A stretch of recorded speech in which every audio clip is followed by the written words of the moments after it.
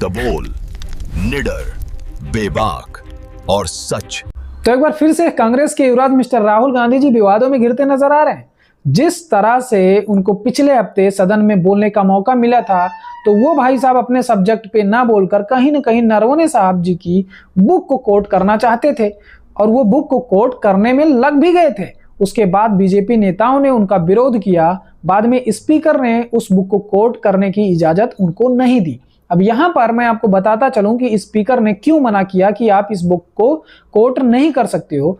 क्योंकि अगर कोई रक्षा डिपार्टमेंट से या रक्षा विभाग से कोई भी अधिकारी अगर रिटायर होता है और कोई भी अपना बुक लिखना चाहता है, तो सबसे पहले उसको रक्षा मंत्रालय से अप्रूवल लेना होता है उस बुक को पब्लिश होने के लिए। और दूसरा, अगर आप सदन के अंदर कोई भी बुक को कोट करना चाहते हो, तो सबसे पहले उस बुक का पब्लिश होना जरूरी है। वो अथराइज बुक होना चाहिए जिसको आप कोट कर रहे हो।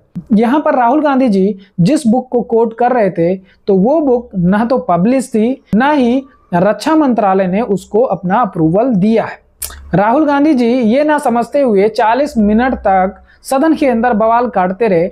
उसके बावजूद भी उनको उस बुक को कोट करने की इजाजत नहीं दी जाती है। राहुल गांधी जी बाहर आते हैं, मीडिया से मुखातिब होते हुए कहीं ना कहीं मोदी को टारगेट करते हुए मोदी पर आरोप लगाते हैं कि जब इंडिया और चाइना का विवाद हुआ था बॉर्डर पे डोकलाम में, तब जब नरवणे साहब जी ने मोदी जी से आदेश मांगा था कि चीनी टैंक हमारी तरफ बढ़े आ रहे हैं, तब मोदी जी ने बोला था जो उचित समझो वो करो। तो यहाँ पर मैं आपको बता दूं, जो उचित समझो ये करो, इसका मतलब होता है कि सेना को पूरी तरह से छूट है। जो आपको समझ में आए वो आप करो, क्योंकि ग्राउंड में आप हो। आप हमसे बेहतर जान सकते हो कि आपको कौन सा एक्शन कब लेना है। कोई भी नेता, कोई भी लीडर ग्राउंड पे लड़ने नहीं आता, तो वो अगर वहां पे बैठकर आपको आदेश देता है, इसका मतलब वो बेवकूफी है। लेकिन राहुल गांधी जी इसको उल्टा समझ बैठे। राहुल गांधी जी ने यह समझा कि यहां पर मोदी जी ने अपना पल्ला झाड़ लिया है और सेना के ऊपर सब कुछ छोड़ दिया है। जो आपको समझ में आए आप करो, मुझे नहीं पता। अब इसी बुक से रिलेटेड एक अपडेट आया है और दिल्ली पुलिस ने कहीं ना कहीं एक एफआईआर दर्ज कर लिया है। दिल्ली पुलिस का मानना है कि इस बुक का सॉफ्ट कॉपी कहीं ना कहीं बहुत सारे पोर्टल्स पे अवेलेबल है और पब्लिक उसको एक्सेस कर रही है। जब दिल्ली पुलिस ने एफआईआर दर्ज किया, उसके बाद इस बुक का पब्लिकेशर सामने आता है, यानी कि पेंगुइन, और वो बोलता है इस बुक को पब्लिश करने के सारे राइट उसके पास है। लेकिन उसने ना अभी तक इस बुक का हार्ड कॉपी कहीं भी प्रिंट करने को दिया, ना ही इस बुक से रिलेटेड कोई भी सॉफ्ट कॉपी उसने पब्लिश किया है। और उसने साथ के साथ ये भी बोला कि सारे के सारे राइट उसके पास हैं। जिन्होंने ये हरकत की है वो भी उनके खिलाफ लीगल एक्शन लेगा।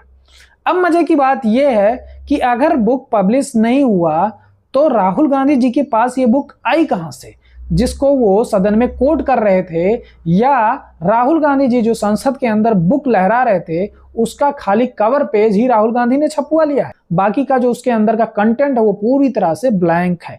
या दूसरा, जिस तरह से मिस्टर राहुल गांधी जी मीडिया में बोल रहे थे कि ये बुक कहीं ना कहीं विदेशों में छप गया है और भारत में नरेंद्र मोदी जी की सरकार छपने की इजाजत नहीं देती।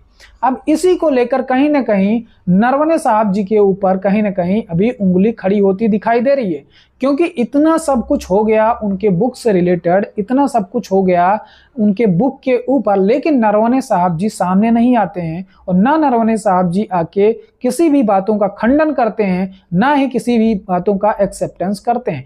एटलीस्ट नरवणे साहब सामने आकर बोल सकते थे कि ये हमारी बुक पब्लिश अभी तक नहीं हुई है, राहुल गांधी जी को कहां से ये किताब मिली। या नरवणे साहब जी बोल सकते थे कि हमारी बुक पब्लिश हो गई है, कुछ कॉपीज पब्लिश हुई है जिसका कॉपी राहुल गांधी जी के पास है। एटलीस्ट पब्लिक को एक क्लैरिटी तो मिल जाती। लेकिन नरवणे साहब जी अभी चुप्पी साध कर बैठ गए हैं और वो किसी भी मुद्दे पे बात करने को रेडी नहीं है। अब देखते हैं, कहीं ना कहीं राहुल गांधी जी के ऊपर दिल्ली पुलिस का एक्शन हो सकता है, क्योंकि जब बुक पब्लिश हुई ही नहीं तो मिस्टर राहुल गांधी जी आपके पास ये बुक आई कहां से। अब कहीं ना कहीं सुई राहुल गांधी जी के ऊपर आकर खड़ी होती है। सबसे पहले दिल्ली पुलिस का टारगेट मिस्टर राहुल गांधी होंगे, उसके बाद पूछताछ होगी नरवणे साहब से, फिर आता है बुक पब्लिशर यानी कि पेंगुइन।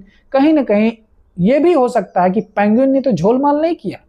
इस बुक का ब्रांडिंग करने के लिए पेंगुइन ने कहीं 1-2 कॉपी तो नहीं छाप दी। अब ये पूरा जांच का विषय है। आगे देखते हैं इस सब्जेक्ट के ऊपर क्या अपडेट आता है। अगर कोई अपडेट आता है तो मैं आपको जरूर बताऊंगा।